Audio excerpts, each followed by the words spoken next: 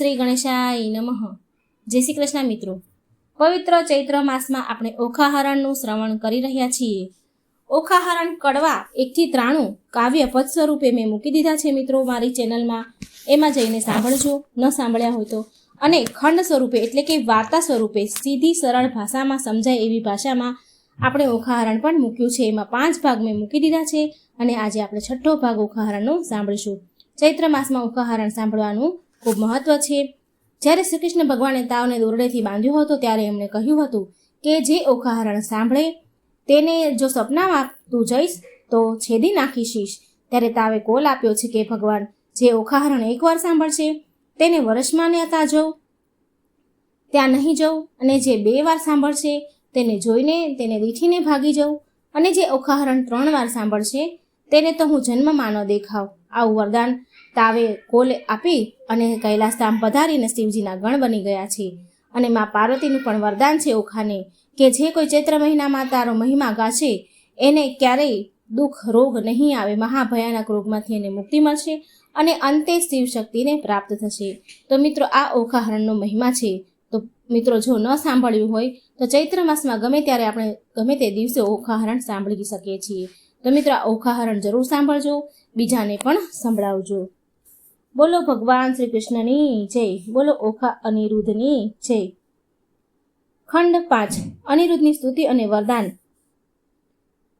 વૈશંપાયન બોલ્યા, હે રાજન, બાણાસુરના નગરમાં જે ક્ષણે બાણાસુરે સુરવીર અનિરુદ્ધને ઓખા સાથે કેદ કર્યો હતો ત્યારે અનિરુદ્ધ પોતાની રક્ષા માટે કોટવતી દેવીના ચરણે ગયો હતો.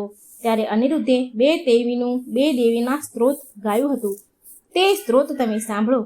અનિરુદ્ધ બોલ્યા, હે અવિનાશી, અંતરહિત, દિવ્ય, અક્ષય, સનાતન, આદિદેવ અને જગતના પ્રભુ નારાયણને નમસ્કાર કરીને હું સર્વના હિત અર્થે ચંડી દેવી આર્યને નમસ્કાર કરું છું. તે કલ્યાણી દેવી લોકથી નમસ્કાર કરાયેલા અને વરદાન આપનાર છે, માટે શ્રી હરિએ સેવેલા નામેથી હું તેમનું કીર્તન કરું છું.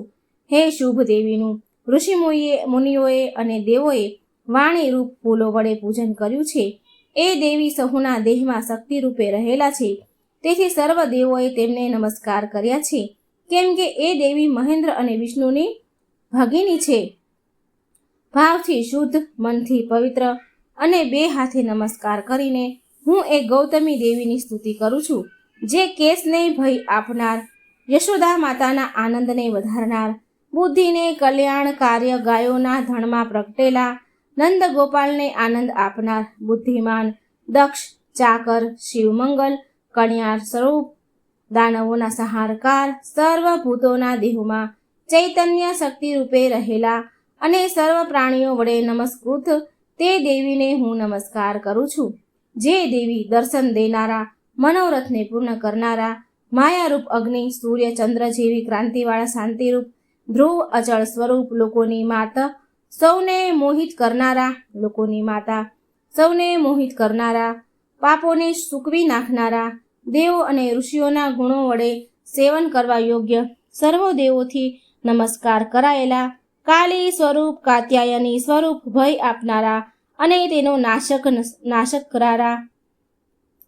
કરનારા, કાળ રાત્રિ રૂપ, ઈચ્છિત રીતે ગમન કરનારા, ત્રિનેત્રી, બ્રહ્મચારિણી, વીજ સ્વરૂપ, મેઘ જેવો શબ્દ કરનાર, વૈતાલી રૂપ, વિશાળ મુખવાળા, દેવોના સમૂહમાં પહેલા, મહાભાગ્યશાળી, શકુની અને રેવતી કહેવાતા, તિથિઓમાં 5મ, છઠ, પૂનમ અને 14 રૂપી, 27 નક્ષત્રો રૂપી, બધી જ નદીઓ રૂપ, સર્વ દિશાઓ રૂપ, નગરો, ઉપવનો, ઉદ્યાનો, વાડીઓ, દરવાજા, અરાટીઓમાં વસતા, હિમ તથા શ્રી બીજ રૂપ, ગંગા સ્વરૂપ, ગંધર્વ સ્વરૂપ, યોગીની હોય, સત્પુરુષોને યોગ આપનારા છે, તે કીર્તિરૂપ, આશારૂપ, દિશારૂપ, સ્પર્શરૂપ સરસ્વતી દેવીને હું નમસ્કાર કરું છું. ઝૂંપડીમાં વસનારા મદિરા રૂપ, ચંડા, ઉગ્ર, ચાલા, પૃથ્વી, વાણી સ્વરૂપ, મલય પર્વત પર વસનારા, પ્રાણી માત્રનું ધારણ પોષણ કરનારા, દુષ્ટોને ભય પહોંચાડનારા, કુષ્માંડી નામથી યુક્ત, પુષ્પો પર પુષ્પો પર પ્રીતિવાળા, દારૂણી, ક્રૂર સ્વરૂપ, મંદિરોમાં વસનારા, વિદ્યાચળ અને કૈલાસ પર્વત પર વસનારા, પ્રાણી માત્રનું ધારણ પોષણ કરનારા, દુષ્ટોને ભય પહોંચાડનાર, કુષ્માંડી નામથી યુક્ત પુષ્પો પર પ્રીતિવાળા, દારૂણ રૂપી ક્રૂર સ્વરૂપ, મંદિરમાં વસનારા, વિદ્યાચળ અને કૈલાસ પર્વત પર વસનારા, ઉત્તમ સ્ત્રી સ્વરૂપ, સિંહયુક્ત, રથવાળા, વિવિધ રૂપોવાળા, ધ્વજમાં બળદનું ચિહ્ન ધારણ કરવાવાળા, દુર્જય, દુર્લભ, દુર્ગા, નિશુંભ, દૈત્યને ભય પહોંચાડનારા, દેવોને પ્રિય, શુરામધમ રૂપ, ઇન્દ્રની નાની બહેન, શિવા દેવી રૂપ, ભીલડીનું રૂપ ધરનાર, ચીર વસ્ત્રોને ધારણ કરનાર, ચોર લોકોની સેના વડે નામકૃત યજ્ઞોમાં ઘી પીનારા, સોમરસ પીનારા, સૌમ્ય સ્વરૂપ, સર્વ પર્વતોમાં વસનારા, હાથીના ગંઢસ્થળ જેવા સ્તનોવાળા, કાર્તિક સ્વામીના માતા, પર્વતના પુત્રી, પાર્વતી રૂપ, 50 દેવ કન્યાઓના માતા પિતા રૂપ, દેવોના સમૂહની પત્નીઓ રૂપ, કિન્નરોએ ગાયા અને સેવ્યા છે એવા તમે દરેક સ્વરૂપ છો. તમને નમસ્કાર હે ગૌતમી. આમને અન્ય નામો વડે મેં આપનું કીર્તન ગયું છે. આવી રીતે તો આપની કૃપા થવાથી હું નિવેદ જલ્દીથી નાગપાશના બંધનથી છૂટી જાઉં.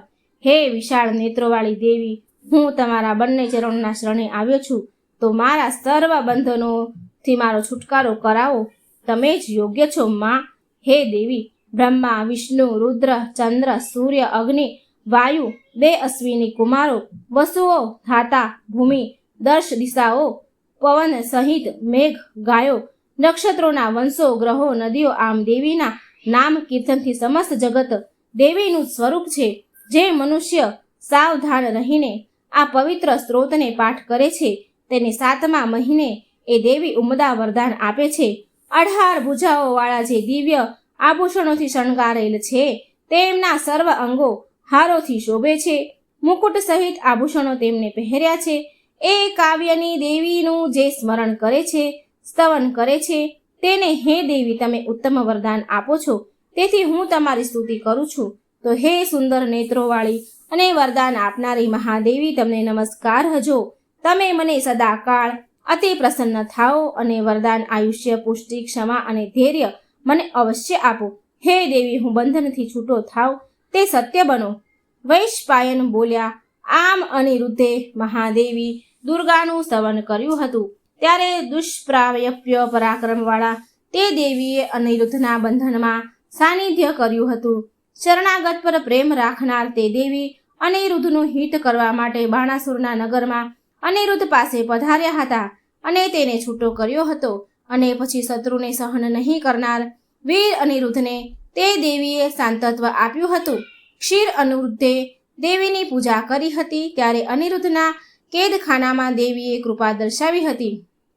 એ વખતે નાગપાશમાં બંધાયેલા છતાં જેનું ચિત્ત ઓખાએ હર્યું હતું એવા એ અનિરુદ્ધના વ્રજ જેવા પાંજરાને દેવીએ પોતાના હાથના અગ્રભાગથી ચીરી નાખ્યું હતું.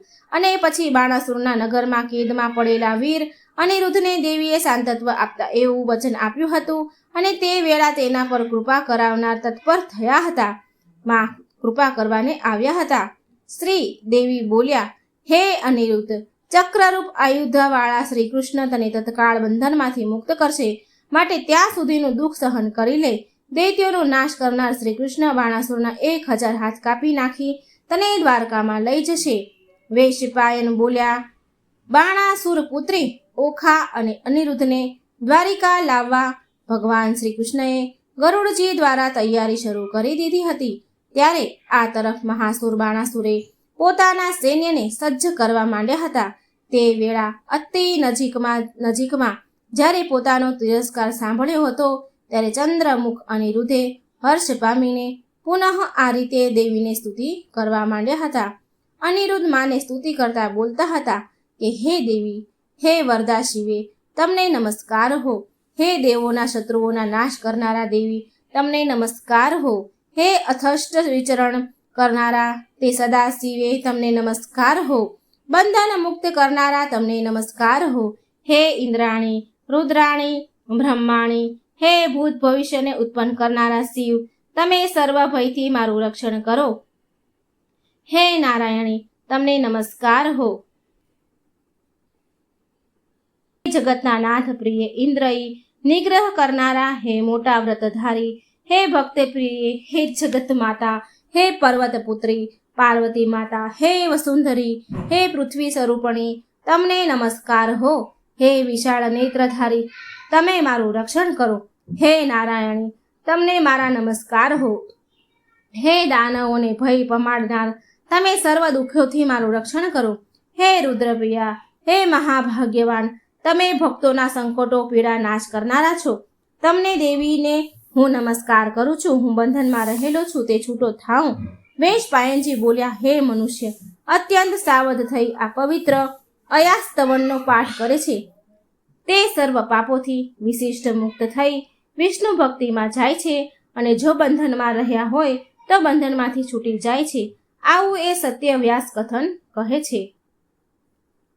તો મિત્રો, આ ઓખાહરણનો ખંડનો 6થો ભાગ હતો. મિત્રો, આ ઓખાહરણ તમે જરૂર સાંભળજો અને બીજાને પણ સંભળાવજો. બોલો પરમાત્મની જય, બોલો શ્રી કૃષ્ણ ભગવાનની જય, બોલો ઓખા રાણી ઓખા અનિરુદ્ધની જય. જય શ્રી કૃષ્ણ. રાધે રાધે. Thank you.